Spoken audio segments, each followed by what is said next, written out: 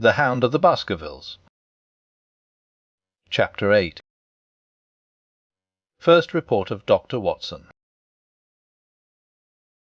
From this point onward I will follow the course of events by transcribing my own letters to Mr. Sherlock Holmes, which lie before me on the table.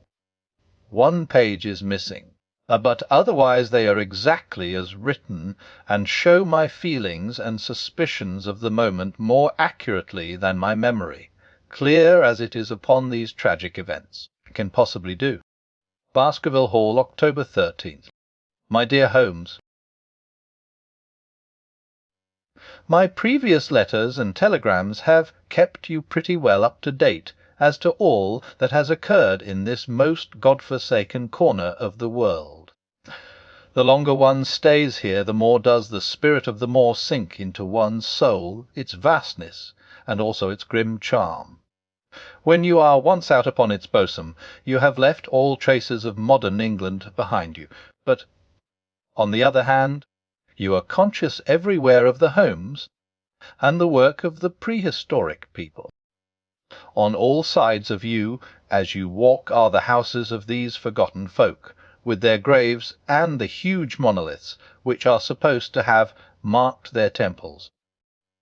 As you look at their grey stone huts against the scarred hillsides, you leave your own age behind you, and if you were to see a skin-clad, hairy man crawl out from the low door, fitting a flint-tipped arrow on to the string of his bow, you would feel that his presence there was more natural than your own.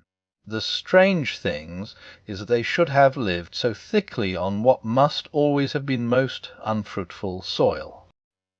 I am no antiquarian, but I could imagine that they were some unwarlike and harried race who were forced to accept that which none other would occupy.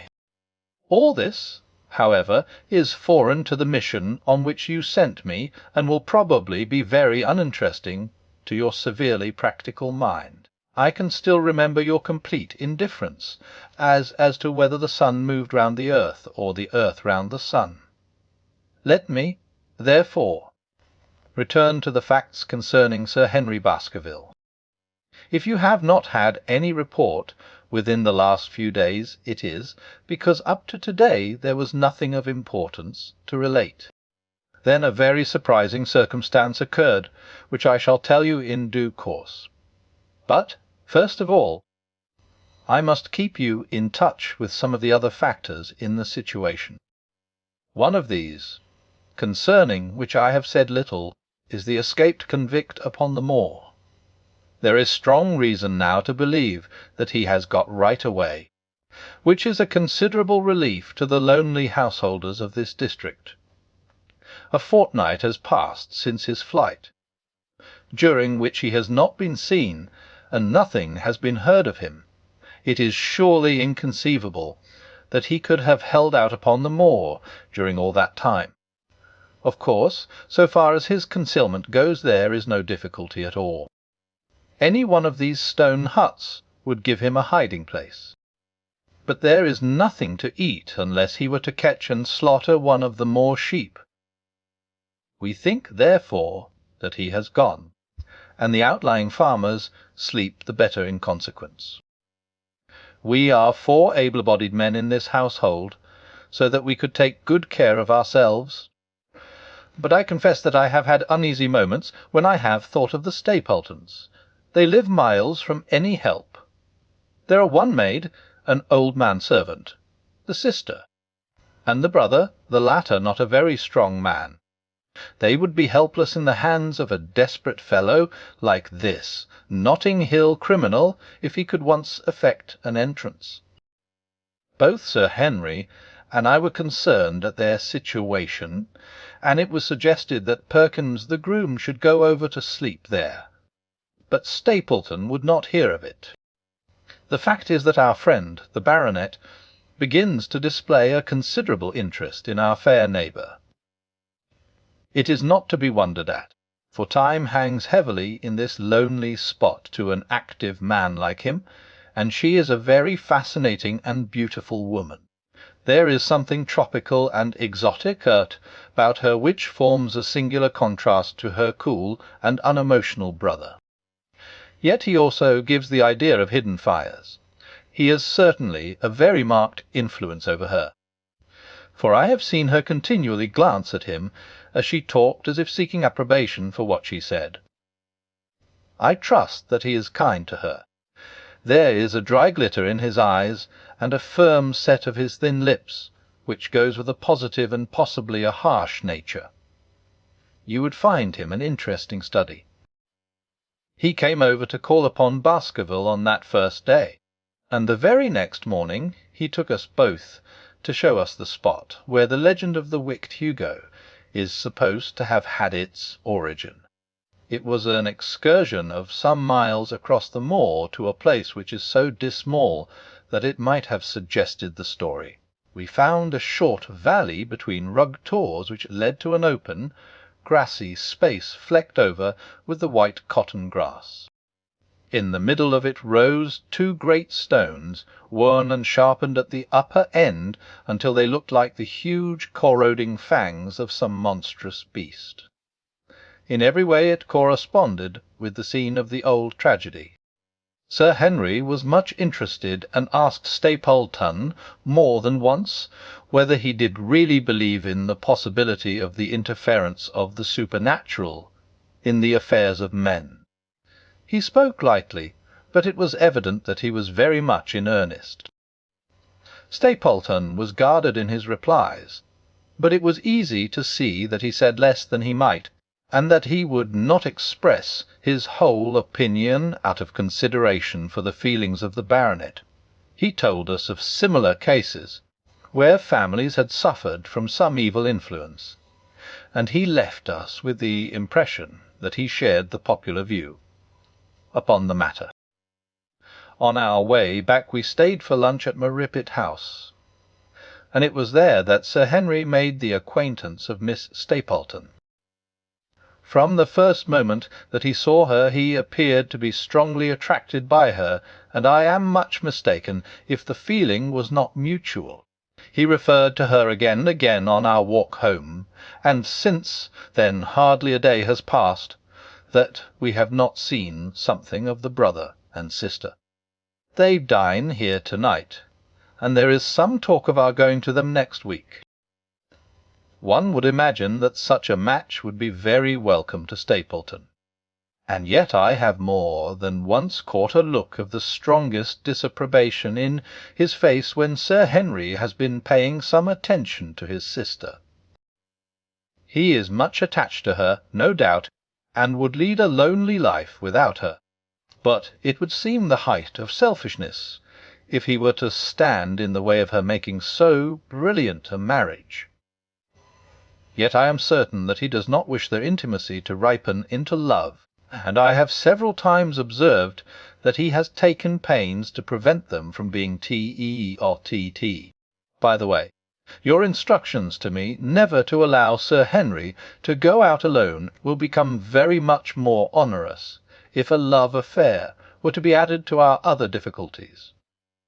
My popularity would soon suffer if I were to carry out your orders to the letter.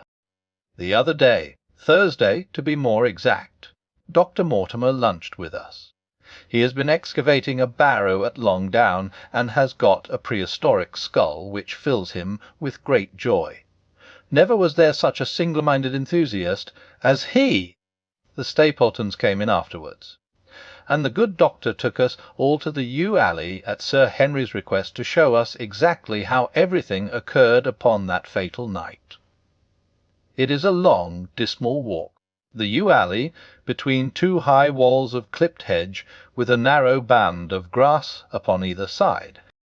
At the far end is an old tumble-down summer-house.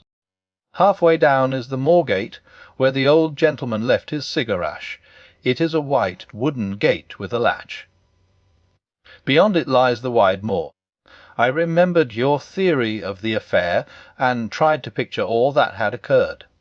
As the old man stood there he saw something coming across the moor, something which terrified him so that he lost his wits and ran until he died of sheer horror and exhaustion.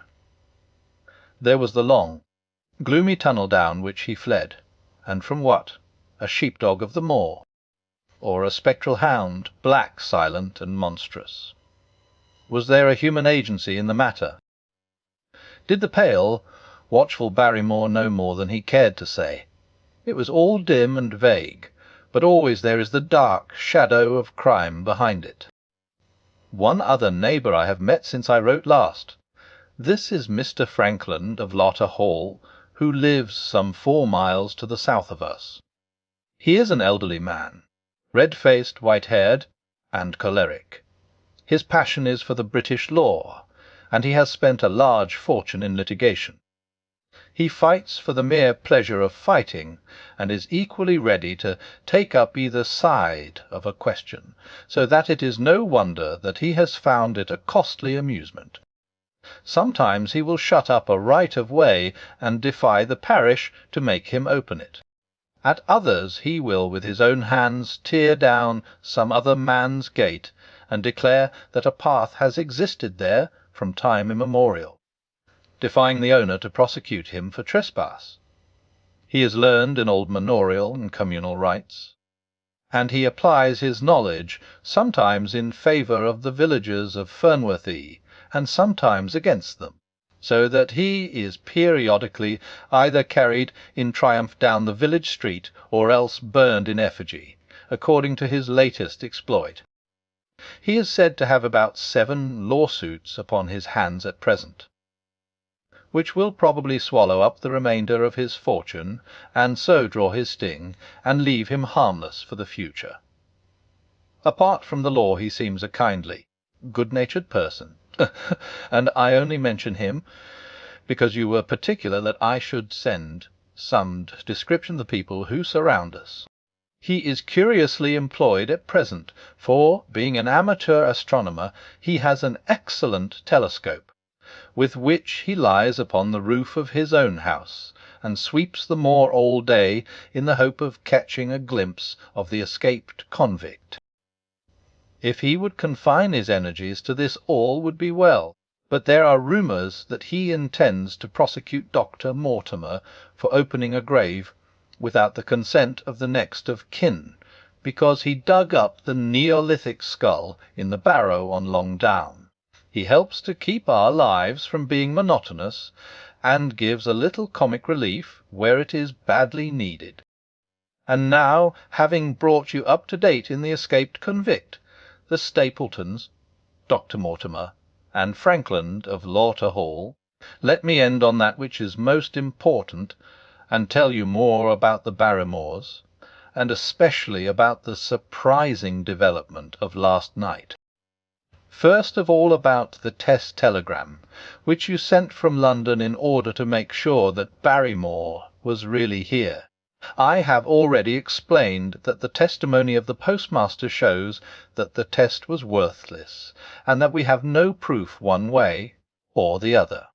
I told Sir Henry how the matter stood, and he at once, in his downright fashion, had Barrymore up and asked him whether he had received the telegram himself.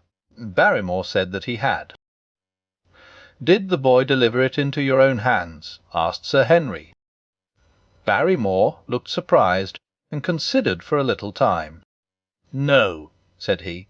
"I was in the box-room at the time, and my wife brought it up to me." "Did you answer it yourself?" "No, I told my wife what to answer, and she went down to write it."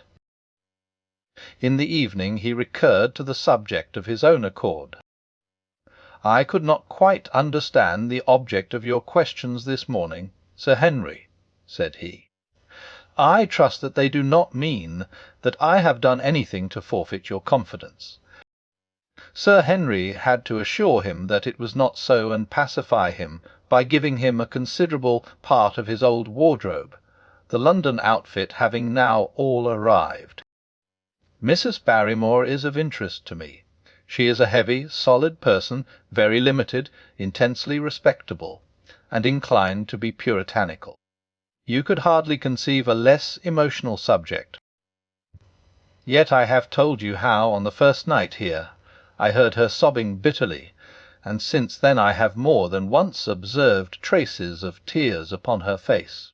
Some deep sorrow gnaws ever at her heart. Sometimes I wonder if she has a guilty memory which haunts her, and sometimes I suspect Barrymore of being a domestic tyrant. I have always felt that there was something singular and questionable in this man's character, but the adventure of last night brings all my suspicions to a head. And yet it may seem a small matter in itself. You are aware that I am not a very sound sleeper, and since I have been on guard in this house my slumbers have been lighter than ever. Last night, about 2 in the morning, I was aroused by a stealthy step passing my room. I rose, opened my door, and peeped out. A long black shadow was trailing down the corridor. It was thrown by a man who walked softly down the passage with a candle held in his hand. He was in shirt and trousers, with no covering to his feet. I could merely see the outline, but his height told me that it was Barrymore. He walked very slowly and circumspectly, and there was something indescribably guilty and furtive in his whole appearance. I have told you that the corridor is broken by the balcony which runs round the hall, but that it is resumed upon the farther side. I waited until he had passed out of sight, and then I followed him. When I came round the balcony, he had reached the end of the farther corridor, and I could see from the glimmer of light through an open door that he had entered one of the rooms. Now all these rooms are unfurnished and unoccupied, so that his expedition became more mysterious than ever. The light shone steadily, as if he were standing motionless. I crept down the passage as noiselessly as I could, and peeped round the corner of the door. Barrymore was crouching at the window, with the candle held against the glass. His profile was half turned towards me, and his face seemed to be rigid with expectation as he stared out into the blackness of the moor. For some minutes he stood watching intently. Then he gave a deep groan, and with an impatient gesture he put out the light. Instantly I made my way back to my room, and very shortly came the stealthy steps passing once more upon their return journey. Long afterwards, when I had fallen into a light sleep, I heard a key turn somewhere in a lock, but I could not tell whence the sound came. What it all means I cannot guess, but there is some secret business going on in this house of gloom, which sooner or later we shall get to the bottom of. I do not trouble you with my theories, for you asked me to furnish you only with facts. I have had a long talk with Sir Henry this morning, and we have made a plan of campaign founded upon my observations of last night. I will not speak about it just now, but it should make my next report interesting reading.